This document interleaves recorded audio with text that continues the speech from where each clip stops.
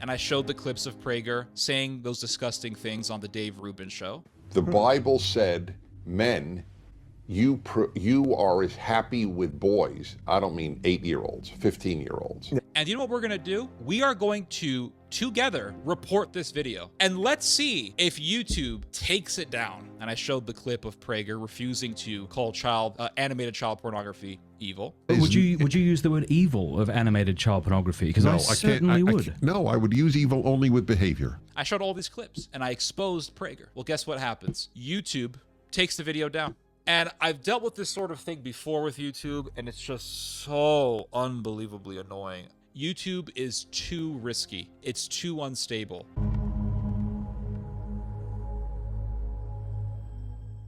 So I do a video about, I want to say a month or so ago, against Dennis Prager, exposing Rabbi Dennis Prager. He is a rabbi. He is a Reformed Jewish rabbi.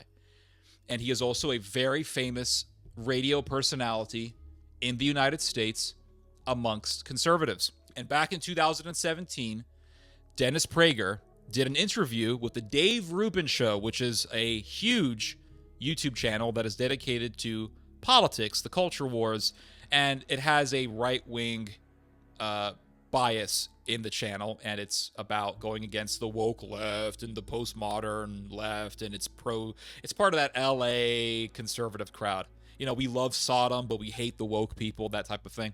So anyway, in this interview, Dennis Prager says, the Bible says, men, you can be as happy with boys, I don't mean 9-year-olds, 15-year-olds, just as a grown man can be happy with a 15-year-old girl. It's disgusting. The Bible said, men, you are as happy with boys. I don't mean 8-year-olds, 15-year-olds. Yeah. Just as a grown man is happy with a 15-year-old girl. Mm-hmm. But in that sense, homosexuals and heterosexuals are identical. This is what he says in the interview. And by the way, that interview is still on YouTube, and it has, and I'm looking at it right now, 577,000 views, so over 500,000 views. So I exposed Dennis Prager, and I did a video in which I show the clip of Prager saying this disgusting statement. And I also show a clip, a more recent clip, in which Dennis Prager is on a Catholic podcast called Pints with Aquinas. And Dennis Prager says that he refuses to call animated child pornography evil. I view animated child porn. So there's no real victim in that sense of child pornography, which we both agree is horrendous. And by viewing animated child porn, it prevents me from acting out sexually on a child. Now, I deny that. I think that pornography inflames us to then want to act those fantasies out, and I think there's good studies that back that up. But surely you wouldn't say to the man who views animated child pornography, that's not bad so long as you don't act it out. Wouldn't you want to help this poor sick dude? Yes, I would, but I'm thrilled that he's not acting it out. I mean, agreed. Okay, of course. Well, that's big. Yeah. We're both thrilled that he might have a poor substitute, but it is a substitute if that were the case. No child is being used. Yeah. It's all animated. Yeah. And he. But would you use the word evil of animated child pornography? Because I certainly would. No, I would use evil only with behavior. That's where we might differ. Yeah. Forgetting the sex issue, you can't be evil.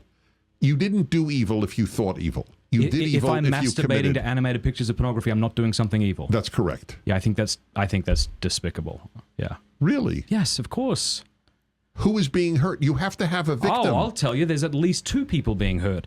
There's the person who's poisoning himself by encouraging him to think acting out on children, and there's also the animator. Okay, wait a minute. We both are aching for him not to have those fantasies. I agree with you, but you won't call it evil. I won't call a fantasy evil. So there was a gentleman who was doing an interview on the Sean Ryan podcast, which is one of the biggest podcasts on YouTube right now. And this guy, he was in the military. I think he was in the military, and he is against the, I hate to say it because it's so disgusting, but the pedophile agenda, right? It's disgusting, but he's fighting against it. And he brought up Dennis Prager, and he said Dennis Prager refused to call animated child pornography evil. But he said on this interview that he doesn't find it's evil for a man to masturbate to animated child porn.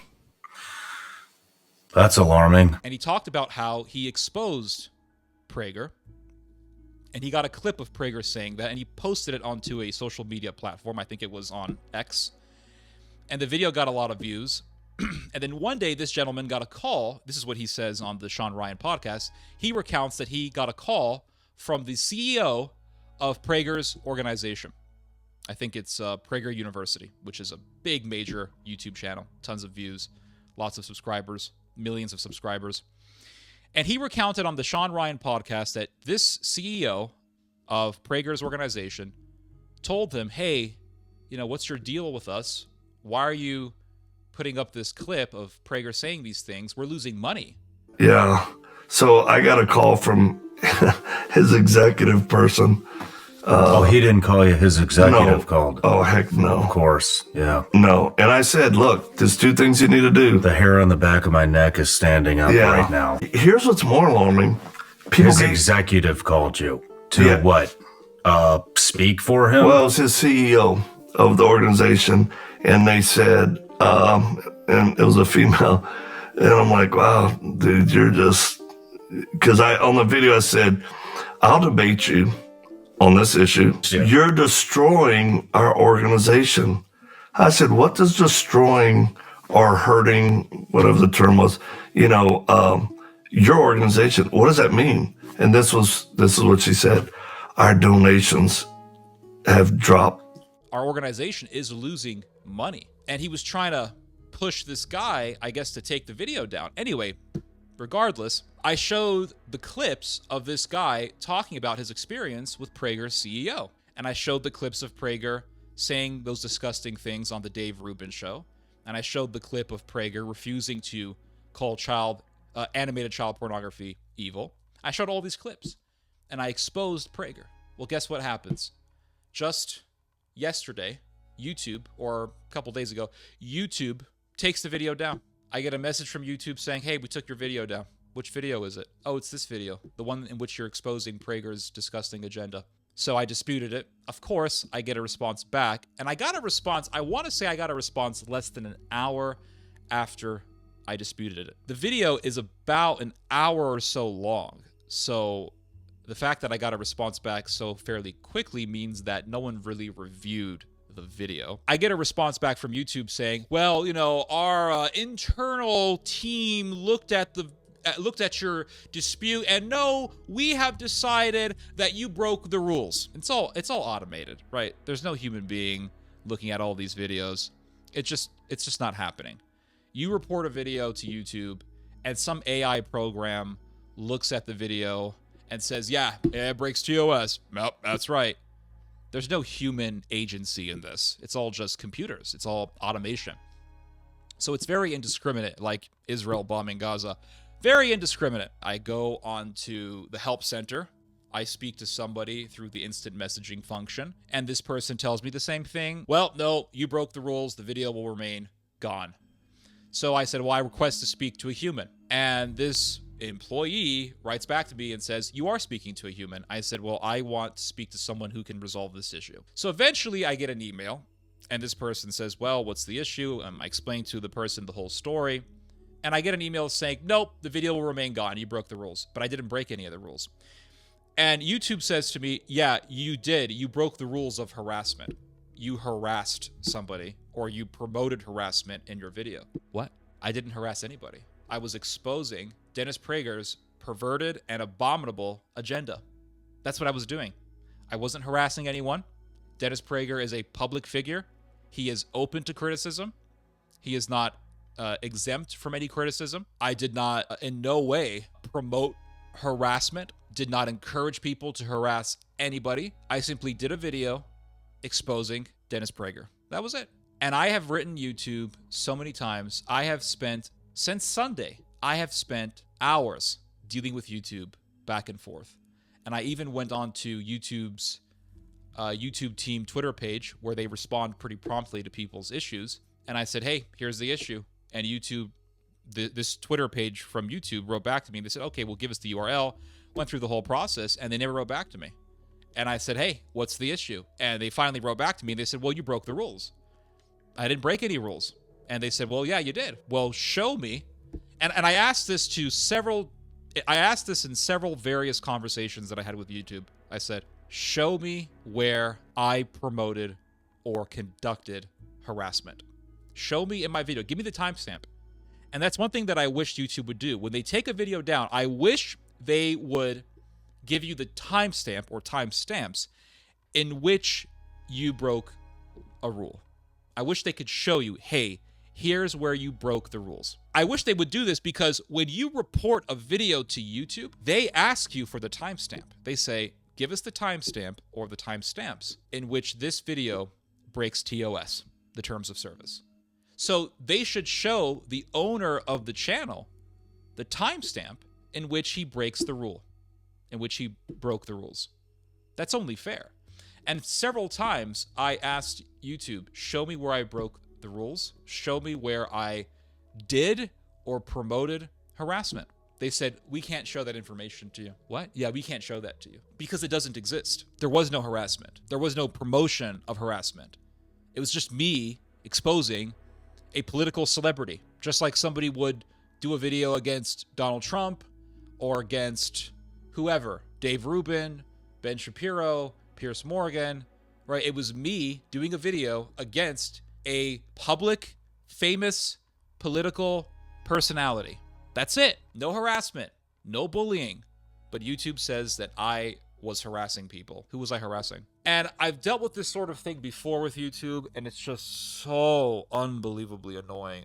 Years ago, I did a video in which I confronted a sexual predator who was a priest. This was a priest who had sexually assaulted a young man years ago, and he invited me to talk about the theological/religious matters with him. I said, well, let's meet at a public place. And he said, no, I insist that we meet in my office. His name was Monsignor Michael Yarborough. He was a priest. And I said, no, let's meet at a public place. And the reason why I said a public place is because when he sexually assaulted that young man, he invited him to speak to him in his office. So I knew his intentions, and I knew that his intentions were sinister, but he came to this cafe and I confronted him. And I posted the video of me confronting a sexual predator onto YouTube. I find this report about you in the San Antonio Express 2002. Does the name Escalante ring a bell? Does the name Escalante ring a bell? You kissed him in the lips. You admitted to kissing him in the lips. And YouTube took the video down and penalized me and said that I was bullying and harassing someone. Yeah, that's harassment now. Confronting someone who is preying on young men is harassment. And now confronting, or not confronting, but exposing someone who is famous, exposing someone for having a sick, demonic, pederastic agenda is now harassment and bullying. So that's the problem with YouTube. Here's the thing about YouTube. With YouTube, you can have 100 subscribers. Nobody cares. 200 subscribers, 300 subscribers. You could have 1,000 subscribers. No one cares. No one's reporting you. You could have 2,000 subscribers. No one's reporting you. 3,000. Right when you get to the point where you're getting close to 5,000 subscribers, that's when you hit what I call the danger zone. That's when you start getting enemies. That's when you start getting people who really hate you. That's when you start getting people who want to flag and report your content. And I've had this experience numerous times that I've noticed this pattern. So for example, my first YouTube channel, which I started when I was in high school, so back in the old days, old school, I grew that channel for years. And eventually it came to the point where I want to say I had about 6,000 or so subscribers. That's when I had all the problems. Videos getting taken down, getting mass reported. Eventually the channel disappeared. YouTube took it down. Did a second channel. And I remember getting, I want to say plus 5,000 or so subscribers. Same thing happened. YouTube videos got taken down, got mass reported, channel disappeared. And then eventually I got a third channel. And that channel grew pretty fast because I did one video about Poland and a ton of Polish people started following me. Overnight, I went from, I want to say 1,000 something subs to 3,000 or 4,000 subscribers. And I grew that channel up and I was just doing videos after video after video after video. And eventually I got, I want to say 5,000 plus subscribers, close to 6,000 subs. Boom, mass reported, video got taken down. This video got taken down, channel disappeared. So I've noticed this pattern. Right when you hit that point where you're on the verge of getting 5,000 subs or you've already gotten 5,000 subs and you're growing from there, that's when you're in the danger zone. That's when people are mass reporting your stuff. And the way that it works is, it's not like, oh, somebody reported you, and then there's an employee who says, okay, let's check this out. Let's see if there's any legitimacy to this. No, it's just an AI system that says, oh, okay, yeah, you're right. Oh, video gets taken down. And it's up to you to dispute it. And then when you dispute it, the system writes back to you pretty quickly saying, no, your video will remain gone. And then you have to go to the chat box. You got to go to the help center. And then what? They're going to say, yeah, you broke the rules. It doesn't matter, when you've never broken the rules. So great example. Here's an example that happened recently. This Japanese dude did a review for the upcoming Assassin's Creed game, Assassin's Creed Shadows something. It's a garbage game. And this game has caused immense amounts of controversy even before it's come out. It hasn't even come out yet, and it has already generated tremendous amounts of controversy. Why? Because this Assassin's Creed game makes you play an African samurai, and the game is supposed to be in a particular historical context, and the game is just historically not accurate because, yeah, there was a story of an African guy who became something of a warrior, but he was never a samurai. But the game says you're going to play this African samurai. And let's be real here. When people play samurai video games, they want to play the sushi chef from John Wick. The game says, okay, you're going to play this Nigerian guy who became a samurai. Already sparks controversy. And it especially sparks a lot of controversy in Japan. And a lot of Japanese people were upset, and they said this is an historically inaccurate video game. So this Japanese guy does a review because there was a beta version of the game that was given, or some kind of early version of the game that was given to various YouTube video gamers to give the game a test and to give the game a review. So this Japanese guy gave the game a review. And he says that the game is garbage and it's historically inaccurate and I don't like it. The guy did nothing wrong in the video. He didn't break any terms of service, didn't break any TOS, nothing. You know what happens? His video gets taken down. YouTube just says, yeah, your video got taken down because of hate speech. You're promoting hate speech. There's no hate speech. I watched the video, by the way. There's no hate speech. So he disputes it. People, I think, he starts complaining. I think other people started complaining. So the video gets brought back up. YouTube reinstates the video. And then guess what happens? The video gets taken down again. In total, from what I understand, that Japanese gentleman's video got taken down 8 times. 8 times. So it would get taken down, then it would get disputed, and then the video would be brought back up, and then it would get taken down again. How do you explain this? Are there human beings in YouTube just saying, yeah, take it down again, yeah, take it down again? No. This whole thing is AI.